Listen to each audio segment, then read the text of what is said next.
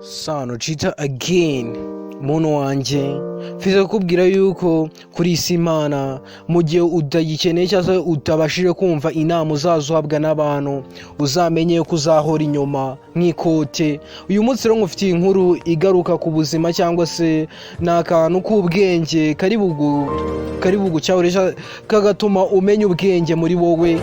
Muntu wanje ndi hano nka Sano cita kugira ngo ngufashe ubashe kubaho neza kandi ufite ubushobozi bwo kuba wishimye. Guys, mutega amatwi mwumve rero, muntu uzi ko ubaho ucira abantu imanza. Niba ucira umuntu urubanza wowe umenye ko ibyo ukora atari byo. Mwani magambo umuntu akakwima ikintu ukajya wirwa ujya kumuvuga, umuntu akaguhakana ikintu runaka nk'umuntu ugukatira, nk'umuntu kwima ikintu umusabye ukajya kumucira urubanza, burya haba hari impamvu yabyo. Muntu wanjye icyo kintu ujye ukirinda. Rero ugiye kubyumvira muri iyi nkuru, niba uzi ubwenge utega amatwi witonze uraza kubyumva neza. Uyu ni Sano Chita. I'm going to tell you the story about the beautiful girl in the world, where I'm going to teach you about the things that we can protect you and prevent you from being the cruel than more than bad. Rero mutega amatwi ni Sano Chita, turatangiye. Ngiye kubabwira inkuru bitanga iby'umukobwa mwiza ku isi. Umukobwa mwiza ku isi, iby'umukobwa mwiza ku isi ni filime. Twagiye guys, let's go muryohe.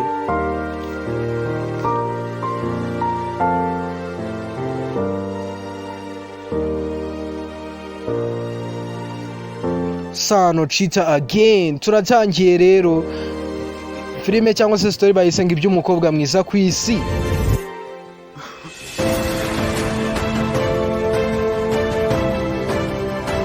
Dutangire mu cyaro bita Karikuta. Muntu wanje niba unega amatwi ukankunda uri umufana wanje nka Sano Chita, ugomba kumenya ko ngiye no kujya nkwigisha n'utuntu twajya tukudefanda. Umuntu najya kubaza ngo uri hehe, ujye unatwika uvuga ati ndi muri Karikuta. Bundi Karikuta ni mu Buhinde. Ujye umubwira ati ndi mu Buhinde muri Karikuta. Niyumva uvuza ku gace ko muri Karikuta nyine nako ko mu Buhinde bita Karikuta azaza ahita avuga ati koko ni harisha yahangeranye, kubera ubikuye kurinde kuri Sano Chita again. Okay, dutangire mu cyaro bita Karikuta. Ni mu Buhinde, habagayo abasore b'ibigango barebare kandi beza cyane. Gusa akabaye n'undi mukobwa wafatwaga nk'umukobwa mwiza ku isi witwaga Radhika. Muri icyo cyaro yari yaciye agahigo ko gukatira abahungu 750. Ibaze uwo mukobwa ubwo yari mwiza bingana icyo umuntu ukatira abantu bangana uko, kandi harabagayo ngo n'abasore b'ibigango beza kandi barebare bashinguye. None uwo mukobwa Radhika yarabakatiye we ubwe ako gahigo ko guca abasore n'abagabo 750 akabakatira. Ibaze. Let's go. Ese no kubera iki? N'ubwiyemezi, ubwirasi. Okay, niko mwese muvuze. Ababyeyi be rero bari abahinzi, gusa ntago bari bakennye cyane. Igitangaje muri abo bantu 750 harimo umwana wa perezida yakatiye. Ibaze nawe, muri abo bantu 750 uwo mukobwa yakatiye Radhika harimo n'umuhungu wa perezida yari yarakatiyemo. Urumva ko ubwiza bwe bwamwemeraga gukatira umuntu wese ashatse uko yabasa kose. Abaturage bakomeje kujya bamuvuga nabi ko yirata, ko nta mukunzi azabona, ko azapfa akanishyingura. Ibaze nawe, abaturage iyo batangiye kuvuga nabi ibintu biba byahinduye ibara. Ibaze. Abasore bose bo muri icyo cyaro bari bategereje, bari kwibaza umusore uzavuka akazegukana uyu mukobwa w'ubwiza butavugwa. Bose abo yari yakatiye bajya muri 750 bari kwibaza, bategereje kubona umuhungu uzegukana uyu mukobwa mwiza w'uburanga wakatiye abantu bajya muri 750 muri ako gace ka Karikuta mu Buhinde. Yari mwiza koko, bimwe bitavugwa, bitabonerwa ikigero cyabyo. Igihe kimwe rero muri icyo cyaro haje umusore mwiza cyane witwaga Vishal. Yari muremure, ateye neza, atuje, gusa agira amagambo meza akurura abakobwa. Yari karimi keza. Ibazo umusore uje noneho ni gatiki. Uwo musore ni ngo yari mwiza cyane, ateye neza, ari muremure. Umusore byagaragaraga ko ateye neza cyangwa ari mwiza. Niwe rero waje muri ubwo buryo. Ese agiye kwegukana uyu mukobwa? Simbizi. Ni Sano Chita again. umunsi umwe rero yaganirije abasore bo muri izo karitsiye ababwira ko yabuze umukobwa w'igikundiro kandi mwiza cyane. Baramuseka bamubwira ko bagiye kumumurangira. Uwo musore rero yaje nta kindi atekereza, avuga ko nta mukobwa mwiza kuri iyi si Imana yabonye wahaza ibyishimo bye, cyangwa se umukobwa yaba yasarira yabona akavuga ati ni mwiza, nta mukobwa mwiza yigeze abonaho kuva yabaho.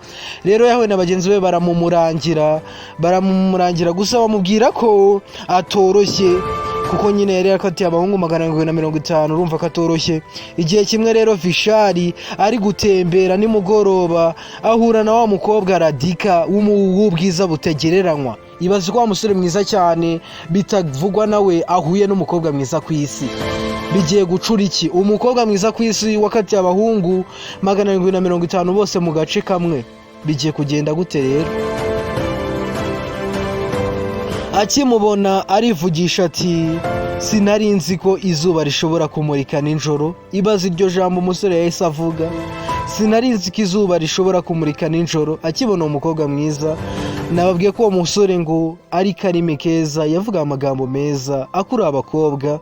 Umukobwa araseka ati iryo zuba se ni irihe? Niko umukobwa yabaje umuhungu. Biratangaje. Vishari nyuma yo kuvuga ijambo riteye ubwoba cyangwa se ryiza avuga ati sinari nzi ko izuba rishobora kumurika nijoro. Umukobwa nawe araseka ati iryo zuba se ni irihe? Kari agakobwa keza ku isi. Vishari ati ni wowe nta wundi, nta kiremwa cyiza kuri iyi si mbonye kimurikira birenze urumuri rw'izuba. Ibaze ayo magambo ariko umusore afite ngo nta kiremwa na kimwe ku isi kuri iyi si cyiza mbonye kimurikira birenze urumuri rw'izuba. Ibaze meze nk'uwabonekewe n'umumarayika. Ibaze umusore yahise arinyuzamo aravuga ati meze nk'uwabonekewe n'umumarayika. Gusa bamubwiye ati witonde wa musore we, uriya mukobwa niyoroshye kuko yakatiye abahungu 750. none n'uyu musore ngo mwiza cyane akubitanye n'umukobwa mwiza ku isi wo muri ako gace ko mu Buhinde muri Calcutta. Vishari ati okay. Radika araseka bakimubwira ati umusore akivuga ngo meze nk'uwabonekewe n'umumarayika. Radika araseka agira udusoni. Ataragenda Vishari amufata akaboko. Radika arahindukira aramureba asagiye kumubwira gute.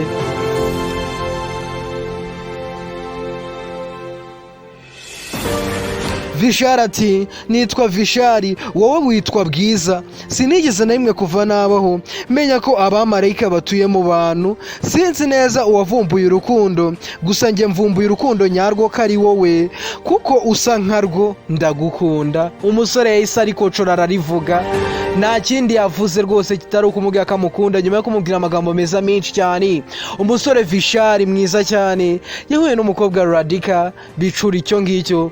Ese Radika agiye gusubiza iki ko ahuye n'umusore mwiza cyane akamubwira ngo ndagukunda kandi uwo mukobwa yarakatiye abahungu 750. Radika yarumiwe, amarangamutima amwuzura mu mutima, atangira gutakaza amarira. Ibi bisobanuye iki muntu wanjye? Kuki uyu mukobwa atakaje amarira?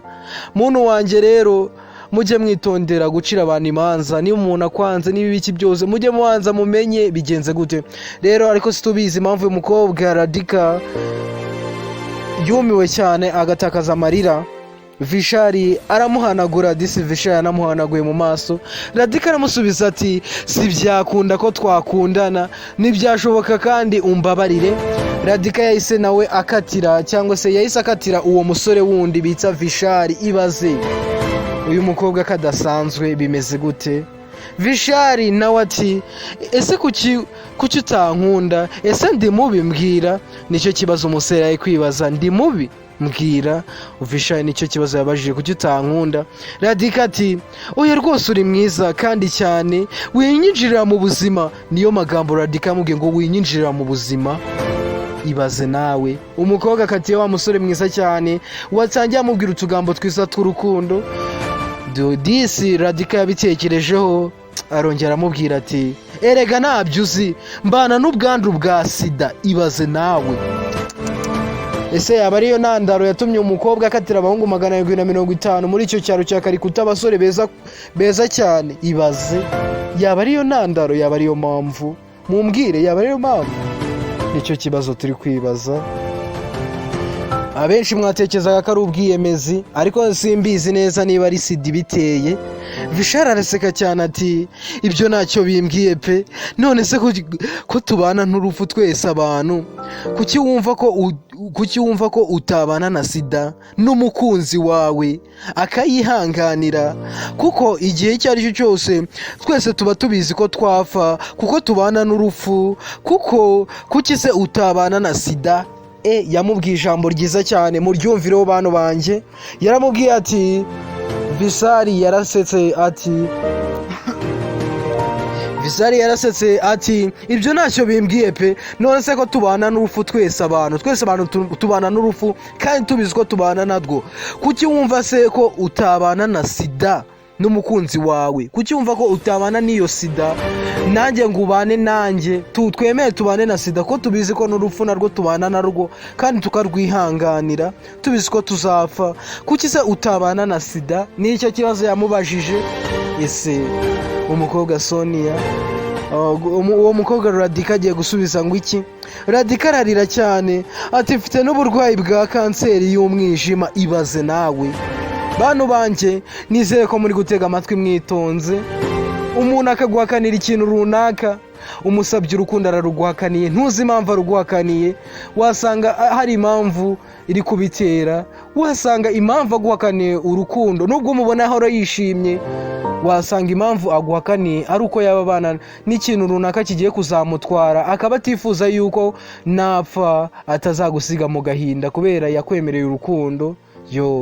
Abantu buriya abantu banjye nimukajye mubacira imanza. Ikintu nyine akoze ni ubushake bwe kandi n'ibitekerezo yagitekerejeho igihe kirekire. Bantu banjye nuko ibintu bimeze. Radika kiriya cyane avuga ati mfite n'uburwayi bwa kanseri y'umwijima, kanseri y'ibihaha, ibaza izo ndwara zose.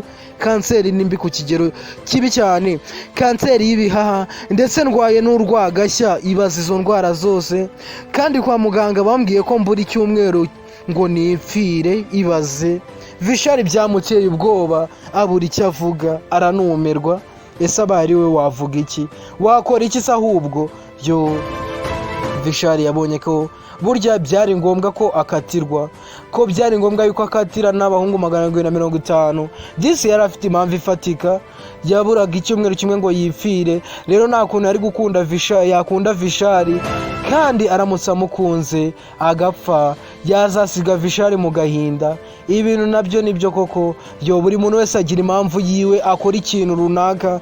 Nitugacira abantu imanza abantu banjye, mujye mubaho nyine uko mubayeho. Umuntu naguhakanira ikintu, numusaba ikintu ngo wamaye ikintu akakikwima, wasanga impamvu akikwimye ariyo nziza kurusha uko ari kugihabwa. Wasanga impamvu umuntu akwangiye ikintu runaka ari uko yabonaga yuko ntakikwemerera bizakugira ingaruka z'uko wabura ubuzima cyangwa se ukaba wahura n'ingaruka mbi zo guhura n'akababaro. Rero mbagira inama nimugacira abantu imanza n'isano cita. Inama rero iri muri aka gakuru iravuga iti uko bizagenda kose mu buzima bwawe, hari abantu dusaba urukundo bakarutwima, tukabarakarira, kandi nyamara bari kurwanirira ko twabaho neza, bo bari hafi kwigendera. Ntugahatire umuntu ngo agukunde kuko ntaguze ubuzima abayemo. Muntu wanjye, cyangwa se uko bizagenda kose mu buzima bwacu, hari abantu dusaba ikintu runaka bakakitwima, tukabarakarira, kandi nyamara bari kurwanira ko tutagira ingaruka mu gihe twaba twagifashe icyo kintu. Bo babona ko twahura n'ingaruka muri ako kamwanya baduhaye icyo kintu. Rero ntugatire umuntu ngo aguhe ikintu runaka kuko azi impamvu yacyo. Rero buriya abantu twese dusaba serivisi ntituyihabwe. Nibigenda gutyo ntukarakare kuko ntuzi impamvu yabyo. Impamvu yimwe birashoboka ko ari byo byiza kuruta uko wari kuyihabwa ukababara kurushaho. Hari igihe umuntu akwima serivisi abona kuri buhure n'ingaruka mbi, abona kuri buhure n'ikibazo kibi, abona kuri buhangayike, kuri buhure n'agahinda, warangiza ukajya kumuvuga nabi kandi ari we wakagombye kuvugwa neza. Ntuzi uko mbayeho, ntuzi uko abayeho, nta n'umuntu n'umwe uzi uko ubayeho. Rero nta n'umuntu n'umwe uzi n'uko nawe abayeho. Rero kumuhatira ikintu cyangwa akagihakanira kumuhakanira ikintu cyangwa akakiguhakanira ni ubushake bwawe kandi nawe ni ubushake bwe. Ntihakagire uwo urakarira cyangwa ngo akurakarire kuko ufite impamvu ifatika, nawe akaba afite impamvu ifatika yo kuba yakoze icyo kintu cyo kuguhakanira cyangwa we akakiguhakanira. Byari ibyo, yari Sano Chita, ndabakunda cyane. Iyo niyo nama nabagiraga rero, nimugacira abantu imanza ntimuzi uko babayeho, nawe ntago bazi uko ubayeho, niba nazi n'impamvu bikoze. Ndabakunda cyane, mugire ibihe byiza. Sano Chita again, have a nice days, love you more guys.